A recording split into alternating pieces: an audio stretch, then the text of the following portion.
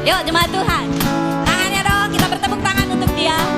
Oh Yesus, oh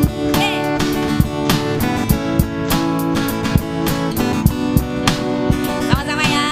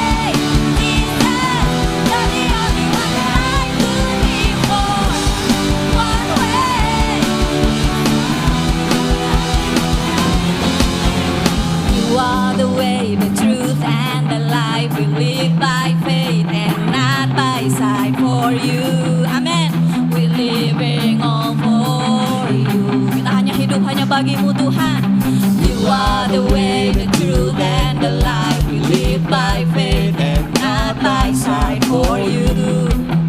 We're living all for you. Dengan iman, katakan. You are the way, truth and the life. Live by faith and not by sight. Oh, you are living all for you. You are the way, Jesus. You are the way, the truth and the life. And not by sight. Oh, you living all for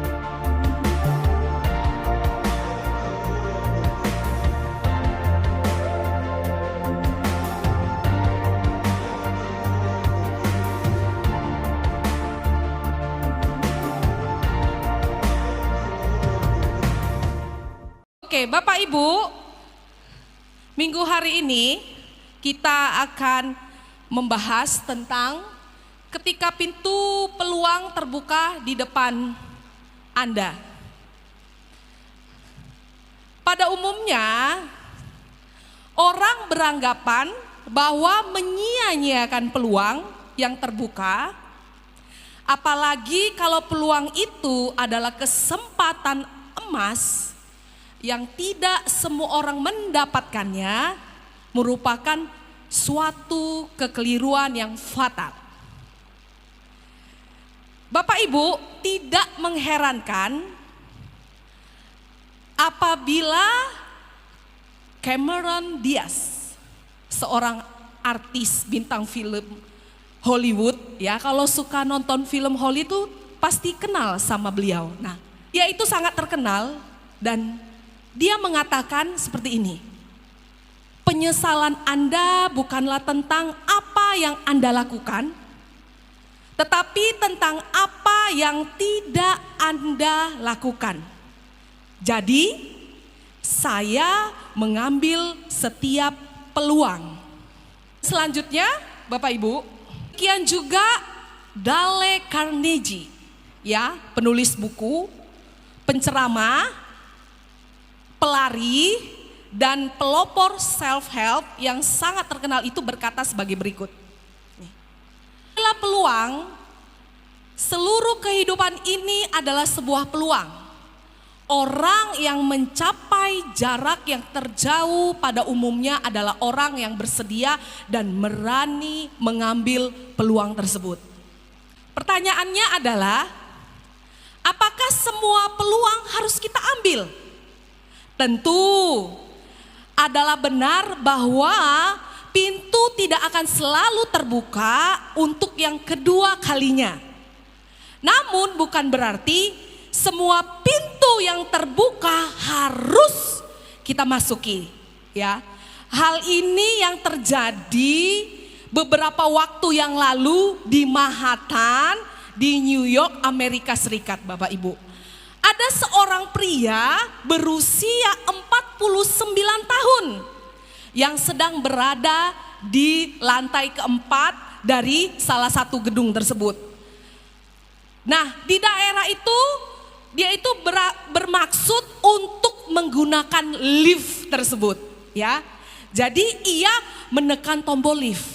Waktu ia menekan tombol lift dan pintu lift itu terbuka, Bapak Ibu. Tanpa berpikir panjang, si bapak yang berusia 49 tahun ini, ia melangkah masuk. Main masuk aja si bapaknya, enggak lihat kanan kiri, dia tengok karena udah ada lift, bapaknya masuk aja. Nah, tanpa berpikir panjang Bapak Ibu, ia masuk ke dalam lift itu, ya, karena liftnya juga sudah pintunya terbuka. Nah, di luar yang ia duga, ternyata karena lift tidak ada di sana, dan tanpa dapat menahan langkah Bapak Ibu, ia terjerumus masuk ke dalam lubang daripada terowongan lift tersebut. Nah, mau gak mau Bapak Ibu, bapak yang berusia 49 tahun tadi ini, dia terperosok jatuh sampai dengan 4 lantai ke bawah. Luar biasa ya Bapak Ibu. Nah, ini kisahnya beneran di Manhattan di New York. Dan akhirnya Bapak Ibu, syukurnya si bapak umur 49 tahun ini beliau tidak meninggal. Tetapi beliau mengalami kecelakaan yang sangat serius, ya. Dia mengalami luka-luka yang sangat serius. Ya Bapak Ibu. Ingat, tidak semua pintu yang terbuka itu haruslah kita masuki. Demikian juga halnya dengan pintu kesempatan. Walaupun tidak semua peluang akan datang kembali, namun bukan berarti semua kesempatan harus kita manfaatkan. Nah, ini yang sering keliru Bapak Ibu. Biasanya orang Indonesia kalau udah melihat kesempatan, langsung apa? Langsung main caplok aja. Langsung apa? Langsung ditangkap aja. Tetapi dari firman Tuhan ini Bapak Ibu, bagaimana kita itu diajarkan untuk berhikmat, untuk tidak langsung mengambil kesempatan itu atau memanfaatkannya. Nah, mengapa? Karena tidak semua kesempatan akan membuat kita kepada kehidupan yang lebih baik. Ya, ingat Bapak Ibu, tidak semua kesempatan membuat kita itu kepada kehidupan yang lebih baik. Bahkan ada kesempatan yang sepertinya merupakan peluang emas. Ya, ada yang kita lihat nih kesempatan ini, wih, kayak seperti emas. Seperti kita melihat peluang itu ya, seperti melihat emas itu. Nah, hal ini ya Bapak Ibu terjadi beberapa waktu yang lalu. Sebentar. Hal ini menjelaskan kepada kita tentang pentingnya untuk menggapai peluang yang terbuka dengan keputusan yang benar. Artinya ada kalanya kita perlu memanfaatkan peluang tersebut dan ada waktunya kita harus mengabaikan peluang tersebut. Artinya ada kalanya kita perlu memanfaatkan peluang tersebut, yaitu Bapak Ibu, ada kalanya kita tidak boleh menyia-nyiakan kesempatan yang terbuka di depan kita. Dan ada waktunya kita harus memutuskan untuk tidak memanfaatkannya. Ya. Lalu bagaimana kita dapat membedakan peluang yang harus kita ambil dan peluang yang mana yang harus kita lewatkan saja? Bagaimana kita dapat membuat keputusan tentang kesempatan mana yang berharga dan kesempatan mana yang akan menjerumuskan kita atau diri kita ke dalam hidup yang penuh dengan penyesalan. Ya Bapak Ibu, ternyata dalam peluang ya atau kesempatan ya Bapak Ibu ada juga yang membawa di dalam penyesalan. Jadi nggak selamanya peluang atau kesempatan itu dia bisa mendatangkan kebaikan, tetapi juga bisa mendatangkan penyesalan. Nah, untuk ini Bapak Ibu, saya mengajak saudara untuk melihat apa yang dilakukan Daud. Ketika si Daud ini menghadapi peluang emas yang terbuka di hadapannya, Bapak Ibu, peluang emas yaitu untuk menghentikan upaya Raja Saul. Saul ingin membunuh Daud ya, berulang kali dia ingin membunuh Daud. Nah, pintu peluang yang terbentang dengan lebar di depan Daud yaitu dalam bentuk kesempatan untuk mengakhiri hidup Raja Saul dengan sangat mudah. Dan dengan demikian penderitaan Daud sebagai seorang pelarian akan berakhir. Jadi itu Bapak Ibu ceritanya begini, si Raja Saul ini ya ingin mengejar-ngejar si Daud, ingin membunuh dia. Tetapi Bapak Ibu di dalam kisah ini Bapak Ibu, si Daud diberikan peluang sebaliknya untuk dia membunuh si Saul. Jadi ada kesempatan besar yang diberikan atau ada kesempatan besar yang terlihat untuk Daud membunuh si Raja Saul. Nanti selanjutnya lagi ya. Nah, peristiwa tersebut Bapak Ibu dicatat dalam 1 Samuel 26 ayat yang pertama sampai dengan 25. Tapi nanti Bapak Ibu di rumah bisa baca ya sendiri karena cukup panjang, karena terbatasnya waktu maka kita akan membaca sebagian saja dari ayat-ayat tersebut. Nah, kita akan baca dari ayat yang 7 sampai dengan ke-10. Nah, sebelum membaca ayat-ayat ini Bapak Ibu ya, adalah baik bila saya menjelaskan secara singkat latar belakang dari peristiwa tadi. minggu yang lalu, yaitu berjudul 200 kebohongan sehari, ya. Allah telah menolak Saul. Masih ingat kan? Allah telah menolak Saul dari kedudukannya sebagai raja atas Israel. Oleh karena itu Allah memilih Daud menjadi pengganti raja Saul. Alhasil Bapak Ibu, popularitas si Saul pasti di mata rakyat menurun ya, semakin merosot ya. Kenapa? Karena yang awalnya si Saul menjadi raja digantikan oleh si Daud. Jadi popularitas si Daud semakin menanjak bergantian. Nah, hal ini Bapak Ibu yang menimbulkan rasa dengki dalam hati Raja Saul. Sehingga ia berusaha untuk menangkap dan membunuh Daud. Nah, yang adalah menantunya sendiri. Nah, keadaan ini mengakibatkan Daud serta beberapa orang pengikutnya harus melarikan diri dan bersembunyi di daerah pegunungan Yudea. Sementara itu, Bapak Ibu, Saul dengan pasukan ya yang dipimpin oleh panglimanya yang bernama Abner mengejar-ngejar si Daud, Bapak Ibu. Nah, suatu hari Daud di dalam keadaan yang terkepung ya. Saat itu ia sedang berada di bukit. Ya, dia berada di bukit yang namanya Bukit Hakilah yang terletak di padang belantara Zip. Nah, sedangkan si Saul dengan 3.000 tenteranya itu berada di kaki bukit tersebut ya. Jadi ini Bapak Ibu, si Daud sama tentaranya ada di dalam bukit. Si Saulnya itu ada di kaki bukit Bukit Zip itu.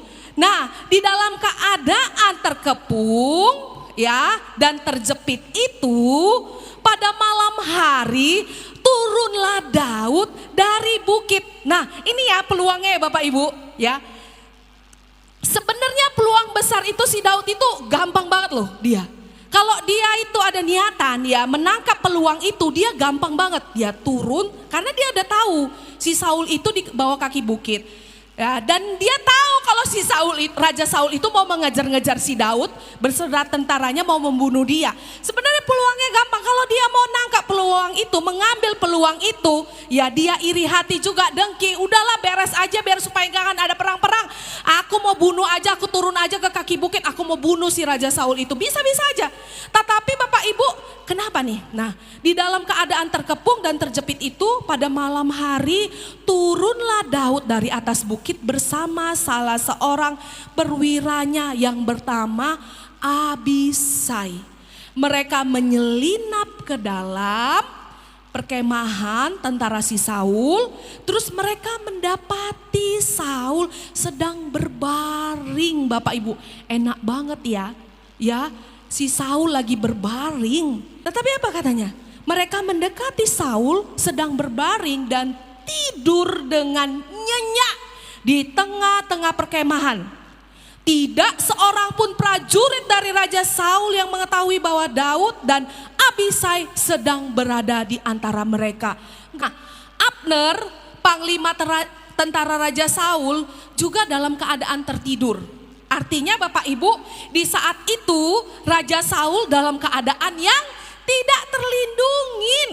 Yuk kita mari baca ayat 7 sampai dengan 10 ya, yang mencatat keputusan yang diambil oleh Daud dalam menghadapi situasi yang bagaikan pintu peluang emas yang sedang terbuka di hadapan tersebut. Mari kita sama-sama membaca 1 Samuel ayatnya 7 dan ke-8, kita baca ya sama-sama.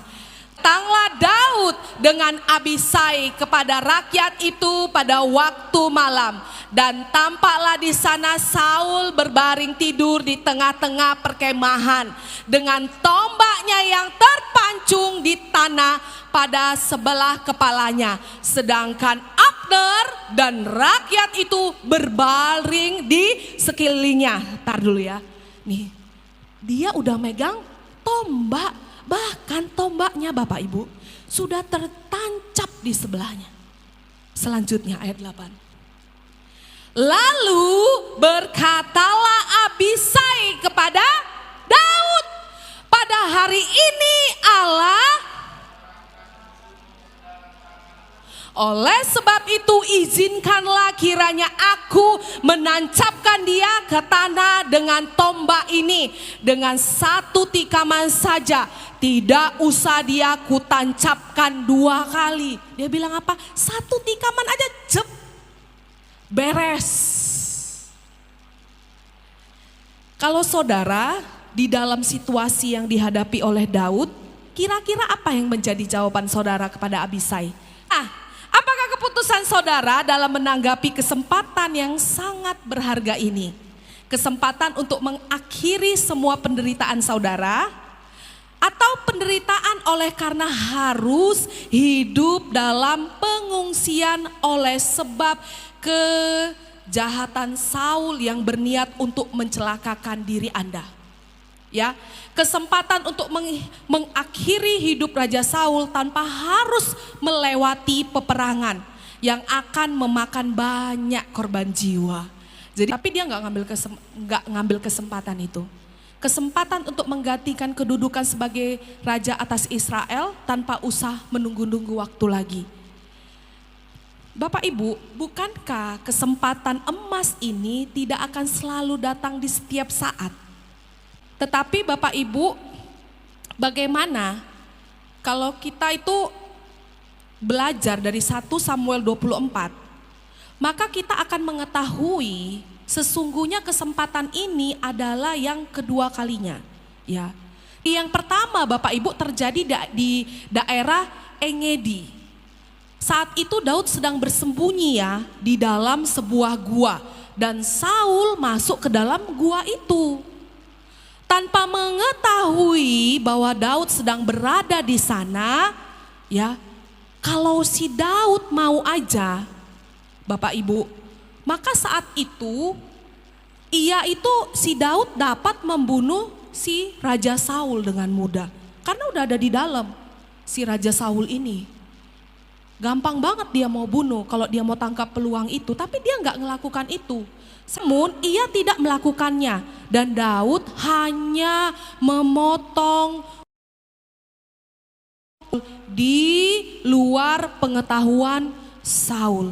Saya ulangin Bapak Ibu, dia tidak membunuh Raja Saul, tetapi dia hanya memotong jubah si Raja Saul di luar pengetahuan Raja Saul. Nah, ketika si Saul mengetahui apa yang dilakukan Daud ini, ia menangis dan menyesal.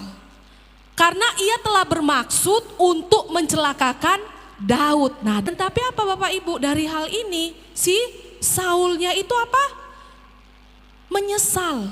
Karena ia telah bermaksud untuk mencelakakan Daud. Nah, saat itu Saul berjanji bahwa ia tidak akan mengejar Daud lagi. Waktu itu ya yang pertama. Namun Raja Saul mengingkari janjinya itu. Dan kembali ia mengejar-ngejar Daud untuk membunuh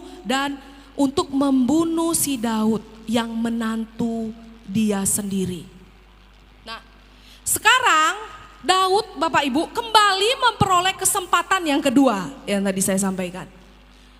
Untuk membunuh Raja Saul. Kita baca ya ayatnya yang 9 sampai 10.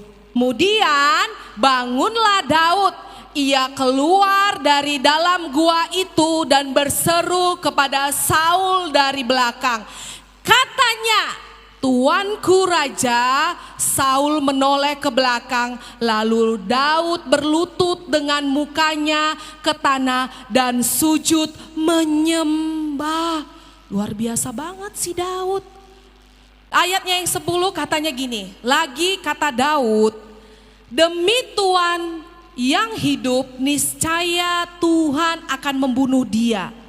Entah karena sampai ajalnya dan ia mati, entah karena ia pergi berperang dan hilang lenyap di sana. Jadi simpelnya Bapak Ibu gini, si Daud begitu banyak peluang yang dihadapi, dia cuma ya udahlah aku serahkan aja sama Tuhan. Pembalasan dari Tuhan. Ya. Nah, sebagaimana yang dicatat di ayat-ayat tersebut, kembali Daud memutuskan untuk tidak membunuh Saul untuk kedua kalinya. Ia tidak melangkah memasuki pintu peluang yang terbuka lebar di hadapannya. Padahal seperti yang dikatakan Abisai tadi di ayat 8, kalau Daud mengizinkan Abisai untuk bertindak, maka cukup satu kali Bapak Ibu.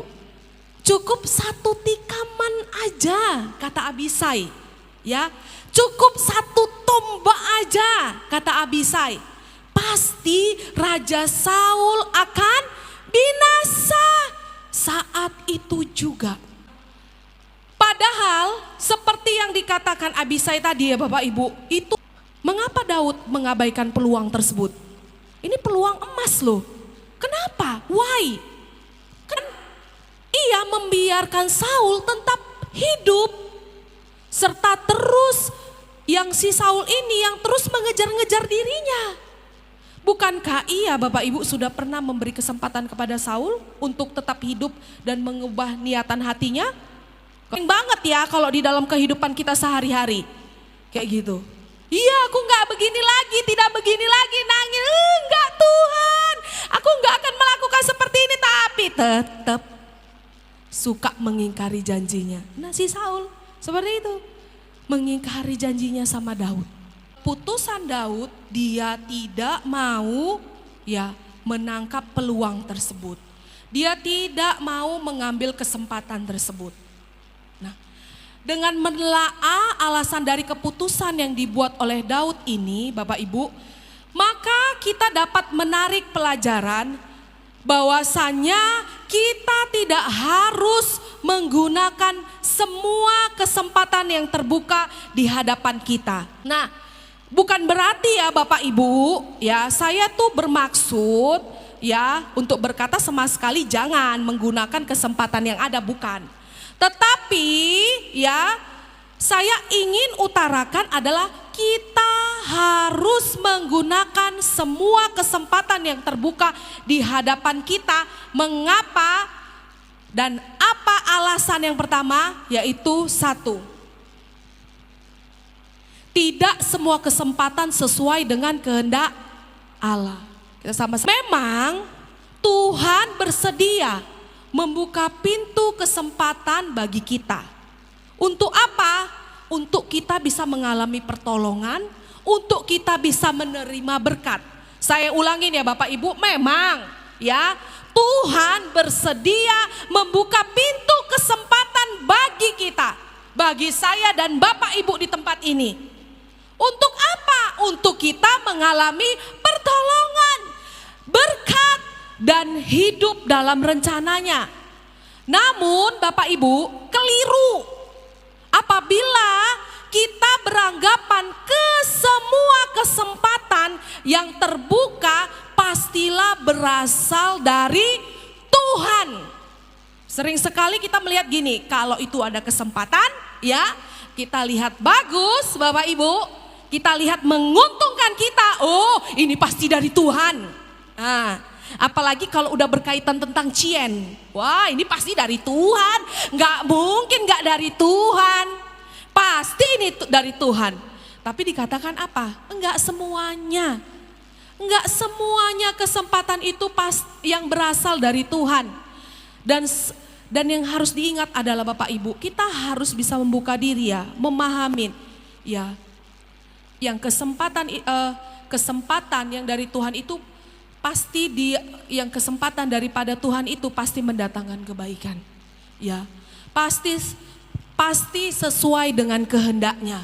Apabila kita mengambil peluang yang tidak selaras dengan kehendak Tuhan, maka minimal kita tidak akan mencapai hasil yang terbaik sebagaimana yang Allah rencanakan bagi kita. Atau bahkan Bapak Ibu, bukannya tidak mungkin kita akan terjerumus ke dalam kesukaran. Ya, kalau kesempatan itu Bapak Ibu bukan dari Tuhan dan bukan kehendak Tuhan, niscaya Bapak Ibu pasti kita akan terjerumus ke dalam jurang tersebut. Mungkin hari ini kita nggak ngelihatnya, tapi belakangan pasti kita akan rasakan itu, kita akan terima itu. Satu kali Bapak Ibu ya, saya mau kasih kesaksian ya Bapak Ibu. Jadi Bapak Ibu dulu waktu saya di Bandung, saya di full timer di Departemen Doa, Pak Stephen itu lagi ada di Bali. Dulu itu Pak Stephen itu menawarkan kepada saya untuk saya ikut beliau dengan mengambil ayat, kalau itu kan suami istri ya, karena dulu memang saya sudah berkomitmen untuk menikah sama Pak Stephen ya. Dia bilang gini, kalau istri itu harus ikut suami, nah, intinya harus ikut Pak Stephen ke Bali. Di sana kan ada MDC, kamu minta nanti surat rekomendasi kan bisa pindah di sana. Nanti kamu bisa kerja lagi di sana gini-gini bla bla bla bla pokoknya. Tapi Bapak Ibu saya ngelihat gini, kalau saya dulu ya melihat kesempatan yang enak-enak secara manusiawi saya ngelihat, wih Bali enak, Denpasar lagi. Dulu Pak Stephen kan sempat kerja di sekuler ya, lumayan gajinya Bapak Ibu, saya pun juga jadi saya mikir, wih enak tenan, tiap pagi nanti lihat sunset ya kan, bisa pagi-pagi lihat sunrise, sore hari lihat sunset, wah enak sekali indah, di sana banyak bule-bule bisa cuci mata, pokoknya enak. Apalagi saya doyan makannya badannya jadi subur seperti ini, enak ya Bapak Ibu. Kalau saya mau tangkap kesempatan yang menurut saya itu baik, saya nggak akan ada di tengah-tengah Bapak Ibu di tempat ini yang luar biasa. Saya nggak mungkin ada di tebing tinggi yang indah yang kota diberkati ini Bapak Ibu.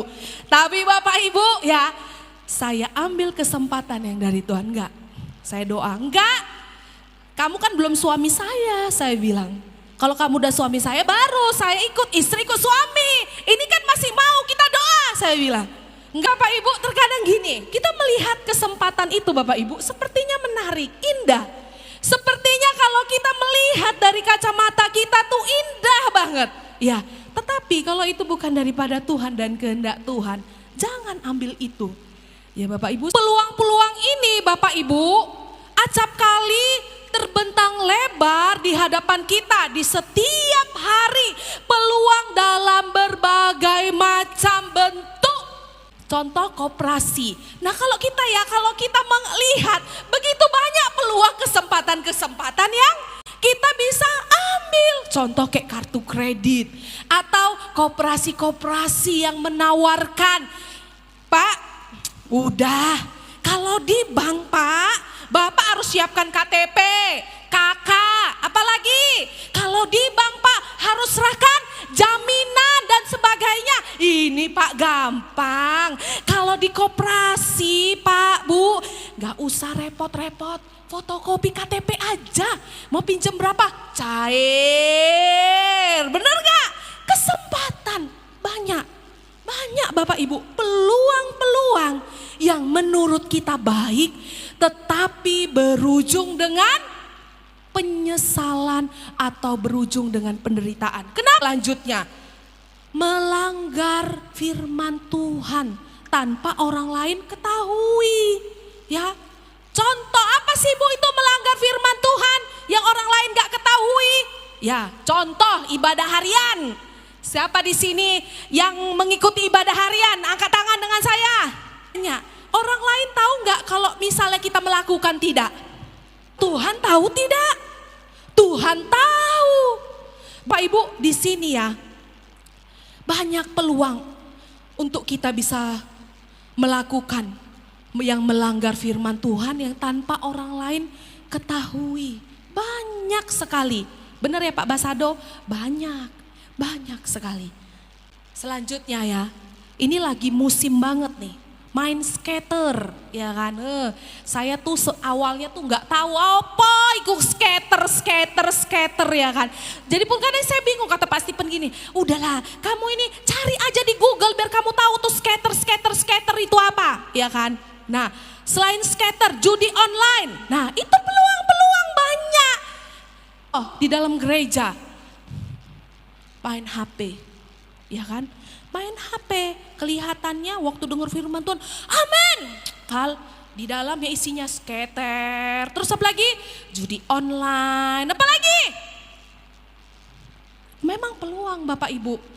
Kita ngelihat dari skater sama judi online ini Bapak Ibu, dapat cien, dapat uang, lumayan Inang. Bisa bantu ngepul biaya untuk rumah, bisa. Tapi Bapak Ibu kalau kita lihat dari firman Tuhan, peluang itu menjerumuskan kita. Kenapa Mas anak istrimu dikasih pakai apa? Hasil dari apa? Online. Mau jadi apa Bapak Ibu? Bapak Ibu kita perlu hati-hati dengan kesempatan-kesempatan seperti itu. Ya, peluang itulah yang diperoleh oleh si Daud. Kalau si Daud dia mau menangkap itu, dia ambil gampang, aku bisa bunuh dah beres. Kenapa Bapak Ibu? Kita sedang mencerumuskan untuk keluarga kita. Ingat satu hal, Daud dia mendapatkan peluang emas, dia nggak mau ambil. Dia mau serahkan itu sama Tuhan. Nah saat Daud Bapak Ibu tiba di perkemahan tentara Saul ya. Saat itu Saul itu lagi berbaring loh Bapak Ibu. Saya duduk ya. Lagi berbaring. Tidur di tengah-tengah perkemahan. Nah, dengan tombaknya Bapak Ibu terpancung di tanah pada sebelah kepalanya. Sedang Abner dan rakyat itu berbaring di sekelilingnya. Artinya kalau di saat itu Daud bisa bertindak ya untuk membunuh si Saul gampang banget. Gampang. Ini kenapa ya berulang sekali ya Bapak Ibu, Pak Bambang itu ingetin ini. Kenapa? Berulang sekali. Karena tema kita kan dari Bandung. Kenapa Pak Bambang mengingatkan itu? Karena penting sekali Bapak Ibu. Sering sekali manusiawi kita itu, kalau kita ya mendapat kesempatan untuk menjatuhkan orang lain, mendapat kesempatan untuk menjelekkan orang lain, mendapat kesempatan untuk melukai hati orang lain, kita langsung tangkap. Senang lihat orang menderita, ya kan? Berduka lihat orang berbahagia. Tetapi di sini Bapak Ibu berulang kali Pak Bambang mengingatkan, menceritakan tentang Daud, bagaimana si Daud mengampuni. Dia nggak mau menerima peluang yang diberikan oleh si Daud. Yang diberikan oleh Daud nggak mau. Dia nggak mau membunuh si Saul. Nah, John Ortberg ya, rohaniawan yang beberapa kali pernah saya sebutkan namanya dalam bukunya yang berjudul All the Place to Go, menuliskan akan hal tersebut ya. Ia berkata bahwa bagi Paulus hal tersebut bukanlah suatu keputusan yang sulit. Walaupun pintu sel tempat dia ditahan sedang terbuka lebar, namun Paulus melihat ada pintu yang lain, pintu yang lebih besar juga sedang terbuka bagi dirinya. Ini menceritakan tentang Paulus dan Barnabas yang terlepas ya Bapak Ibu di Filipi. Nah, itulah pintu untuk memberitakan Injil kepada kepala penjara Filipi. Jadi Bapak Ibu di sini ya, bagaimana menceritakan ya tentang Paulus dan Barnabas yang terlepas dari penjara. Tetapi hal ini Bapak Ibu menceritakan mereka mengambil hal yang positifnya itu. Bagaimana si Barnabas dan Paulus ini, mereka itu dari hal tersebut waktu mereka di penjara itu mereka mengambil hal positifnya. Walaupun mereka di penjara, mereka itu bisa memberitakan Injil kepada kepala penjara di Filipi.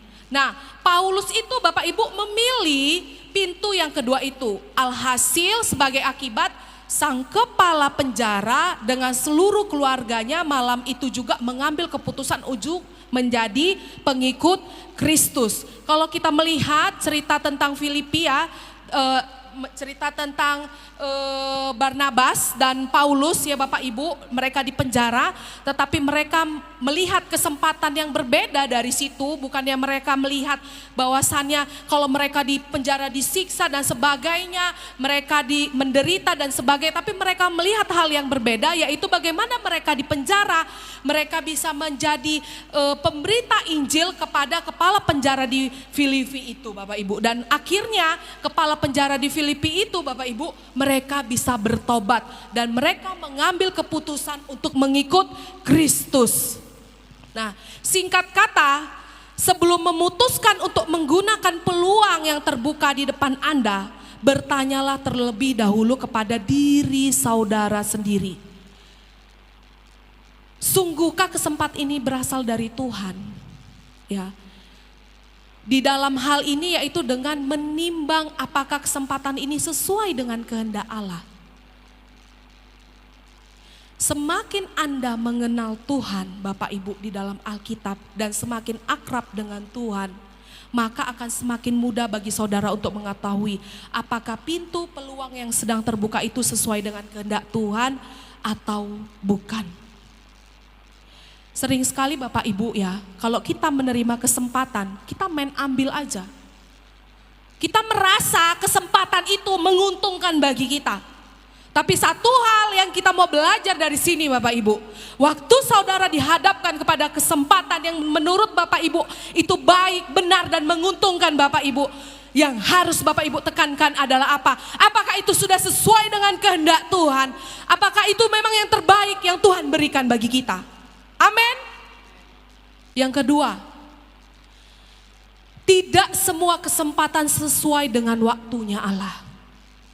Nah, ada kalanya Bapak Ibu, karena dalam keadaan yang terdesak, maka kita berpikir bahwa pintu yang terbuka haruslah segera kita masuki. Karena siapa tahu pintu itu akan segera tertutup, nanti nggak mungkin, nanti kayaknya nggak akan datang lagi nih kesempatan seperti ini. Alhasil Bapak Ibu, bisa jadi kita terjebak dalam solusi yang semu dan tidak sesuai dengan jadwal waktu yang Allah tentukan.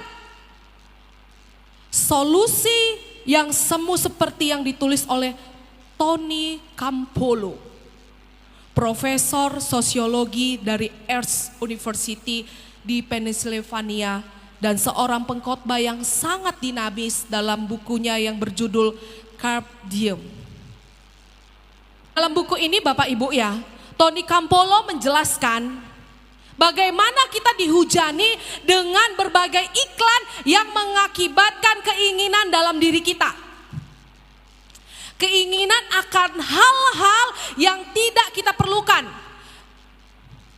Kemudian perusahaan yang memasang iklan dengan biaya berjuta-juta dolar itu akan menawarkan jawaban yang semu atas keinginan tersebut. Sebagai contoh, Tony Campolo menyebutkan iklan sebuah minuman ringan di masa lalu.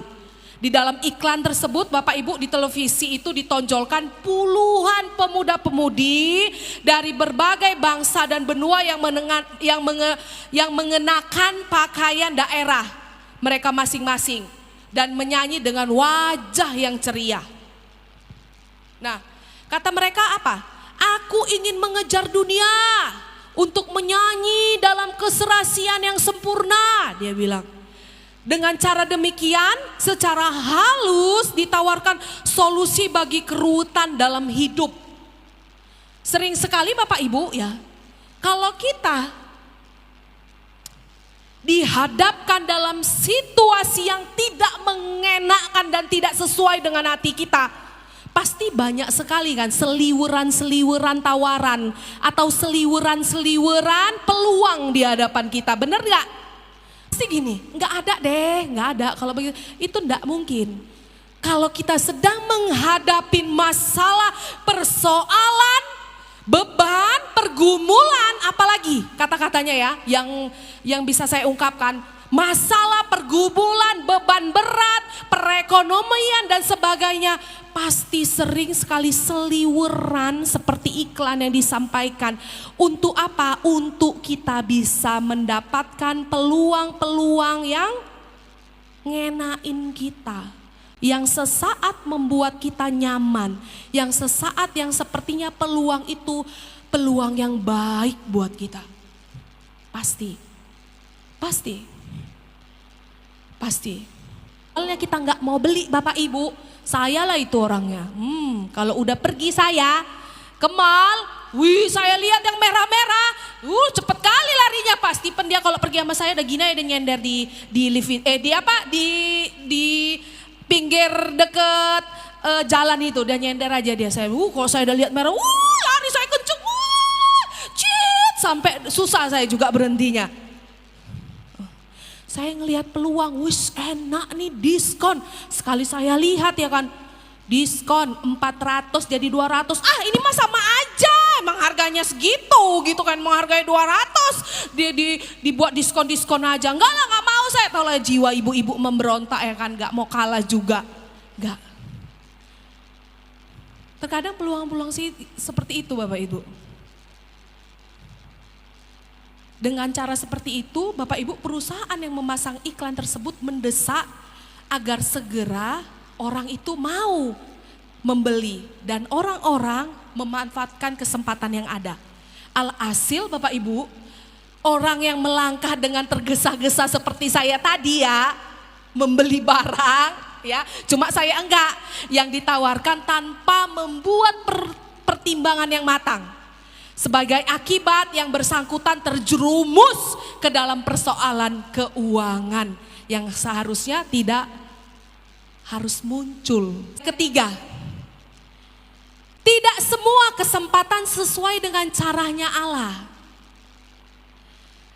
Pertimbangan inilah yang mengakibatkan Daud tidak bersedia membunuh Saul yang sedang berada di dalam keadaan tidur, Bapak Ibu. Nah, di ayatnya yang ke-9 ia berkata kepada Abisai, jangan musnahkan dia sebab siapakah yang dapat menjamah orang yang diurapi oleh Tuhan dan bebas daripada hukuman. Nah, kemudian Bapak Ibu di ayat yang 10 ia berkata lebih jauh, demi Tuhan yang hidup niscaya Tuhan akan membunuh dia.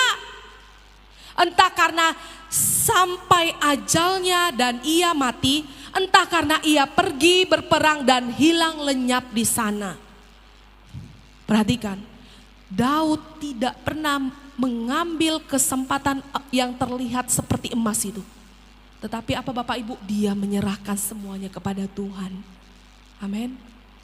Jadi Bapak Ibu, jangan menganggap kesempatan yang menurut kita baik, menguntungkan kita langsung ambil.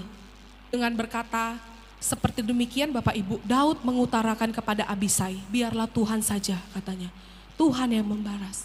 Ada kalanya Bapak Ibu, suatu peluang yang terbuka dapat merupakan sebuah umpan yang mencelakakan. Seperti umpan yang ditaruh pada mata kail untuk membujuk ikan agar memakannya, atau seperti umpan yang ditaruh dalam jebakan tikus untuk membujuk sang tikus agar masuk dan terkurung dalam perangkap tersebut. Oleh sebab itu, apabila kita melihat pintu peluang yang sedang terbuka, jangan tergesa-gesa memutuskannya untuk melangkah, untuk memasukinya. Saya mau cerita sebelum menutup. Sampai saat ini Bapak Ibu, ini yang menjadi perdebatan saya dengan Pak Stephen. Beberapa bulan yang lalu kami ditawarin untuk ke Binjai menjadi gembala di sana. Tetapi kita sudah sepakat untuk kita tidak mengambil itu. Ya. Satu hal yang Pak Stephen bilang sama saya, kalau kamu sudah mengambil keputusan seperti itu, jangan pernah menyesal apapun yang terjadi. Yang kedua, kamu harus memang buktikan dengan apa perkataanmu dan janjimu. Kalau kamu nanti suatu saat diuji kembali untuk pindah lagi, untuk diminta untuk menjadi gembala di sana, kamu harus siap untuk berkata tidak juga. Karena kamu berkomitmen untuk di tempat ini membangun. Terkadang Bapak Ibu yang saya alamin ya, namanya manusia. Walaupun ibu gembala pasti ada kesukaran di dalam hati. Sering sekali saya dihadapkan dalam pengembalaan sebagai ibu gembala, saya mengalami kesukaran. Dan hal itu yang sering sekali Pak Stephen sampaikan kepada saya. Kamu harus ingat, kamu diberi peluangan yang besar. Kalau kita melihat dari kacamata manusia, waktu saya membaca Bapak Ibu ya, firman Tuhan ini Bapak Ibu ya, saya diingatkan kembali tentang komitmen saya di tebing tinggi ini. Ya, bagaimana saya menentang suami saya untuk saya tetap bisa di sini sama-sama melayani bersama Pak Stephen. Kalau Pak Stephen, Bapak Ibu dia kepengen, ya iya jelas di sana lebih menguntungkan. Saya sampaikan, kalau dari mata segi manusiawi di sana lebih menguntungkan Bapak Ibu. Udah ada gedung, lagi membangun, jemaatnya sudah ada, semua pelayan musik sudah ada, sekolahnya sudah ada PPA dan sebagainya, ada semuanya. Tetapi Bapak Ibu, saya berani menerobos untuk tidak mengambil peluang emas itu. Tetapi itu menjadi trigger bagi kami berdua.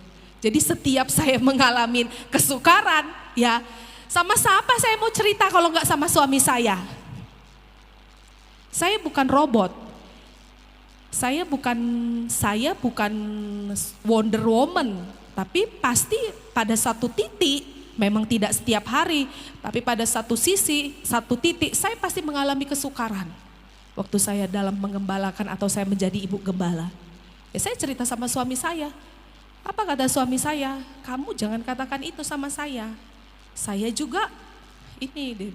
Nah, tapi Bapak Ibu dari sini saya belajar firman Tuhan adalah apa? Terkadang kesempatan yang kita ambil itu seperti emas, ya. Tetapi itu akan membawa kita ke jurang. Walaupun kelihatannya kesempatan yang Tuhan berikan untuk kami di sini tidak seperti menyamankan kami dan tidak seperti ini, tapi saya percaya itu adalah keputusan sesuai dengan kehendak Tuhan dan itu adalah sesuai dengan kebaikannya Tuhan. Amin. Amin Bapak Ibu. Amin. Itu hal firman ini yang saya bawa adalah apa? Iya, benar. Kesempatan itu Bapak Ibu yang kita lihat bagus, saya sampai bilang tadi malam sama Pak Stephen nih dengan nih firman Tuhannya, saya bilang kita lihat memang kesempatannya di sana baik banget. Ya kita berdoa ini memang benar daripada Tuhan dan ini memang kehendak Tuhan, saya bilang sama Pak Stephen. Dan kami memang meneguhkan itu Bapak Ibu. Dan masih banyak hal lain, tapi satu hal Bapak Ibu yang kita mau sama-sama belajar adalah apa? Banyak peluang besar mungkin. Mungkin yang di sini yang sedang bekerja banyak juga gitu, di seliweran gitu. Ini dikerja di sini aja lebih enak, banyak gajinya. Orang-orangnya seperti ini pasti banyak seliweran-seliweran, tawaran-tawaran. Tetapi satu hal Bapak Ibu, yang kita mau belajar dari firman Tuhan seperti ini adalah apa? Lihatlah kesempatan. Kalau itu memang kesempatan, memang daripada Tuhan, ya pasti kesempatan itu adalah yang terbaik gitu. Kesempatan itu gak akan membawa kita ke dalam jurang. Seperti itu Bapak Ibu. Dan seperti saya dan Pak Stephen untuk mengambil keputusan di sini. Walaupun begitu banyak tapi banyak juga sukacitanya ya. Dan saya melihat pengurusnya dan melihat pelayan-pelayannya yang luar biasa. Itulah menjadi kesukaan hati Tuhan gitu. Itulah yang menjadi kekuatan gitu. Jadi Bapak Ibu ya. Saat ini ya saya mau menekankan, mau mengajak Bapak Ibu. Mungkin ya kalau di dalam dunia ini dan Bapak Ibu semuanya mungkin dihadapkan dengan kesempatan-kesempatan yang terlihat sepertinya menguntungkan buat Anda. Ya, membawakan kebaikan, ya menurut Anda pribadi. Doakan, apakah itu memang benar-benar daripada Tuhan? Apakah itu memang benar-benar membawakan kebaikan di dalam kehidupan kita? Kenapa Bapak Ibu? Karena itu sangat berpengaruh kali di dalam kehidupan kita. Amin. Amin. Amin. Banyak kesempatan-kesempatan Bapak Ibu. Banyak sekali. Banyak. Dan saya sangat mengalaminya itu. Dan gak semuanya Bapak Ibu, saudara-saudari ya. Kalau kita mau menarik flashback lagi ya. Selanjutnya ya Bapak Ibu, kalau kita lihat si Daud Bapak Ibu ya, kalau kita melihat Daud Bapak Ibu, gimana dia mengampunin, memberi nggak mengambil peluang, dia memberi kesempatan kepada Saul ya, untuk tidak membunuh Saul padahal ada peluang yang besar. Dia bisa terbebas, tapi dia tidak mengambil kesempatan itu Bapak Ibu. Jadi Bapak Ibu, dalam kehidupan kita, kita mau secara pribadi datang kepada Tuhan. Ya, jika kesempatan dan peluang itu ada yang menurut kita baik, benar dan menguntungkan kita, kita bertanya secara pribadi kepada Tuhan. Apakah itu memang benar daripada Tuhan? Apakah itu sesuai dengan kehendaknya Tuhan? Apakah kesempatan itu ya sesuai dengan waktunya Allah? Apakah kesempatan itu sesuai dengan rencananya? Kita mau datang sama Tuhan.